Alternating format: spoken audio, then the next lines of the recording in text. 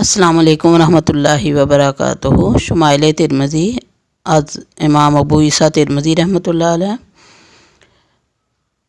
حضور صلی اللہ علیہ وآلہ وسلم کی سیرت کا بیان۔ باب ہے حضور اقدس صلی اللہ علیہ وآلہ وسلم کے ہنسنے کے بیان میں۔ حدیث نمبر 214۔ حضرت جابر رضی اللہ تعالیٰ عنہ فرماتے ہیں کہ حضور اقدس صلی اللہ علیہ وآلہ وسلم کی پنڈلیاں کسی قدر باریک تھیں اور آپ صلی اللہ علیہ وآلہ وسلم کا ہنسنا صرف تبسم ہوتا تھا۔ جب میں حضور صلی اللہ علیہ وآلہ وسلم کی زیارت کرتا تو دل میں سوچتا کہ آپ صلی اللہ علیہ وآلہ وسلم سرما لگائے ہوئے ہیں، حالانکہ اس وقت سرما لگائے ہوئے نہیں ہوتے تھے۔ حدیث نمبر 215۔ حضرت عبداللہ بن حارث رضی اللہ تعالیٰ عنہ فرماتے ہیں کہ میں نے حضور اقدس صلی اللہ علیہ وآلہ وسلم سے زیادہ تبسم کرنے والا نہیں دیکھا۔ حدیث نمبر 216۔ حضرت عبداللہ بن حارث رضی اللہ تعالیٰ عنہ کی یہ بھی روایت ہے کہ حضور اقدس صلی اللہ علیہ وآلہ وسلم کا ہنسنا تبسم سے زیادہ نہیں ہوتا تھا۔ حدیث نمبر 217۔ حضرت ابو ذر رضی اللہ تعالیٰ عنہ فرماتے ہیں کہ حضور اقدس صلی اللہ علیہ وآلہ وسلم نے ارشاد فرمایا کہ میں اس شخص کو خوب جانتا ہوں جو سب سے اول جنت میں داخل ہوگا، اور اس سے بھی خوب واقف ہوں جو سب سے آخر میں جہنم سے نکالا جائے گا۔ قیامت کے دن ایک آدمی دربار الہی میں حاضر کیا جائے گا، اس کے لیے یہ حکم ہوگا کہ اس کے چھوٹے چھوٹے گناہ اس پر پیش کیے جائیں کہ تو نے فلاں فلاں گناہ کیے ہیں، تو وہ اقرار کرے گا، اس لیے کہ انکار کی کوئی گنجائش ہی نہیں ہوگی، اور اپنے دل میں نہایت ہی خوفزدہ ہوگا کہ ابھی صغائر ہی کا نمبر ہے، کبائر پر دیکھیں کیا گزرے، کہ اس دوران میں یہ حکم ہوگا کہ اس شخص کے ہر گناہ کے بدلے ایک ایک نیکی دی جائے۔ وہ شخص یہ حکم سنتے ہی خود بولے گا کہ میرے تو ابھی بہت سے گناہ باقی ہیں جو یہاں نظر نہیں آتے۔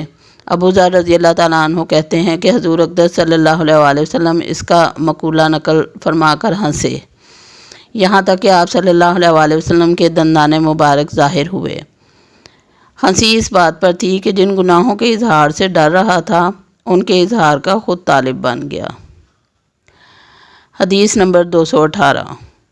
حضرت جریر بن عبداللہ رضی اللہ تعالیٰ عنہ فرماتے ہیں کہ حضور اقدس صلی اللہ علیہ وآلہ وسلم نے میرے مسلمان ہونے کے بعد سے کسی وقت مجھے حاضری سے نہیں روکا، اور جب مجھے دیکھتے تو ہنستے، اور دوسری روایت میں ہے کہ تبسم فرماتے۔ حدیث نمبر 219۔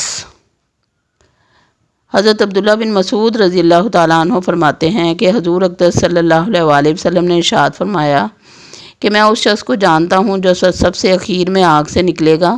وہ ایک ایسا آدمی ہوگا جو زمین پر گھسٹتا ہوا دوزخ سے نکلے گا، جہنم کے عذاب کی سختی کی وجہ سے سیدھے چلنے پر قادر نہ ہوگا۔ اس کو حکم ہوگا کہ جا جنت میں داخل ہو جا۔ وہ وہاں جا کر دیکھے گا کہ لوگوں نے تمام جگہوں پر قبضہ کر رکھا ہے، سب جگہیں پر ہو چکی ہیں۔ لوٹ کر دربار الہی میں اس کی اطلاع کرے گا۔ اسے ارشاد ہوگا کہ کیا دنیاوی منازل کی حالت بھی یاد ہے کہ جب جگہ پر ہو جائے تو آنے والے کی گنجائش نہیں ہوتی، اور پہلے جانے والے جس جگہ چاہیں قبضہ کر لیں اور بعد میں آنے والوں کے لیے جگہ نہ رہے۔ اس عبارت کا ترجمہ کابر علماء نے یہی تحریر فرمایا ہے، مگر بندہ ناچیز کے نزدیک اگر اس کا یہ مطلب کیا جائے تو زیادہ اچھا معلوم ہوتا ہے کہ دنیا کی وسعت اور فراخی بھی یاد ہے کہ تمام دنیا کتنی بڑی تھی، اور یہ اس لیے یاد دلایا تاکہ آئندہ تمام دنیا سے 10 گنا زائد اس کو عطا فرمانے کا اعلان ہونے والا ہے، تو ساری دنیا کا ایک مرتبہ تصور کرنے کے بعد اس عطیہ کی کثرت کا اندازہ ہو۔ وہ عرض کرے گا کہ رب العزت خوب یاد ہے۔ اس پر ارشاد ہوگا کہ اچھا کچھ تمنائیں کرو جس نوع سے دل چاہتا ہے۔ وہ اپنی تمنائیں بیان کرے گا۔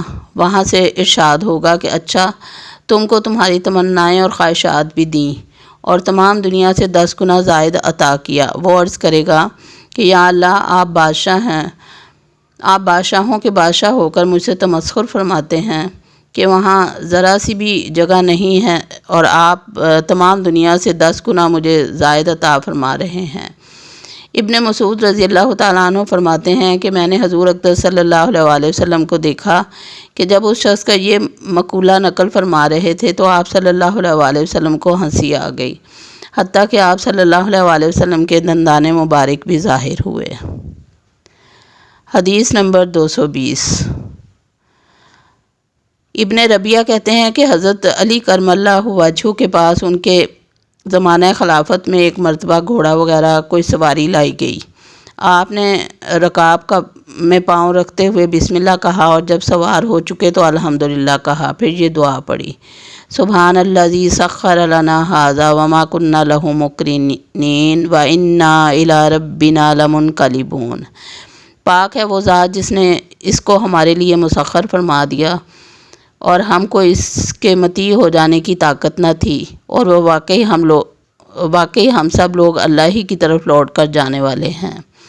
علماء فرماتے ہیں کہ سواری چونکہ اسباب ہلاکت سے ہے، اس لیے سواری کی تسخیر میں حق تعالیٰ جل شانہ کے شکریہ کے ساتھ اپنی موت کا ذکر بھی متصل فرما دیا، تاکہ ہم آخر کار مرنے کے بعد لوٹ کر اسی کی طرف جانے والے ہیں۔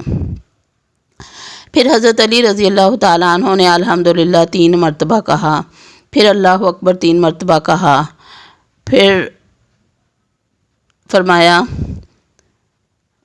تیری ذات عیب سے پاک ہے، میں نے تیری نعمتوں کا شکریہ ادا کرنے میں اور اوامر کی اطاعت نہ کرنے میں اپنے ہی نفس پر ظلم کیا ہے، پس یا اللہ آپ میری مغفرت فرمائیں، کیونکہ مغفرت تو آپ کے سوا اور کوئی کر ہی نہیں سکتا۔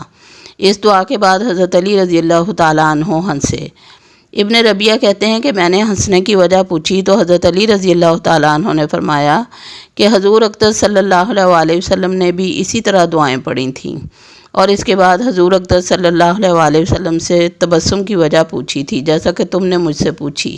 تو حضور اقدس صلی اللہ علیہ وآلہ وسلم نے ارشاد فرمایا تھا کہ حق تعالیٰ جل شانہ بندے کے اس کہنے پر کہ میرے گناہ تیرے سوا کوئی معاف نہیں کر سکتا خوش ہوتے ہیں، اور فرماتے ہیں کہ میرا بندہ جانتا ہے کہ میرے سوا کوئی شخص گناہ معاف نہیں کر سکتا۔